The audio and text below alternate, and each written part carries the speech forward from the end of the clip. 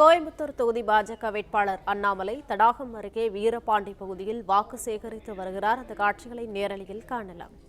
நம்ம நேரம் பேச முடியாதுங்கம்மா, ஏன்னா இன்னைக்கு நம்ம வரல அப்படிங்கிறதா வந்தங்கம்மா. நீங்க தவறா நினைக்கக்கூடாது, அண்ணாமலை நம்ம ஊருக்கு வரலையே அப்படிங்கிறதா ஓடி வந்தங்கம்மா. 19ஆம் தேதிக்கு அப்புறம் சௌரியமாக வந்து உங்களோட நான் பேசுகின்றேன் இருக்கின்றேன். அருமை சகோதர சகோதரிகளை, நீங்கள் எல்லோரும் தாமரைக்கு ஆதரவு கொடுக்க வேண்டும், ஒரு மாற்றத்தை கொடுக்கணும். உங்கள் வீட்டுக்குள்ளே அன்பு தம்பி அண்ணாமலை நின்று கொண்டிருக்கின்றான்.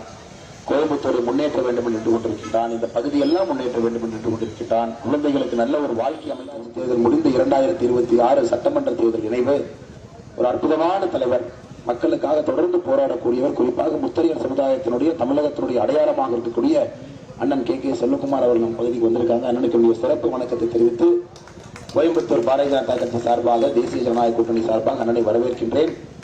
அதே போல இருக்கக்கூடிய எல்லா அன்பு சொந்தங்களுக்கும் கூட மறுபடியும் ஒரு முறை உங்களுக்கு ஞாபகப்படுத்தி விட்டு செல்லுகின்றேன். தாமரை சின்னம் முதல் பட்டன்ல இருக்குங்கம்மா. மாற்றத்திற்கான சின்னம் பாருங்க. குழந்தைகளே எவ்வளவு ஆர்வமா இருக்காங்க பாருங்க.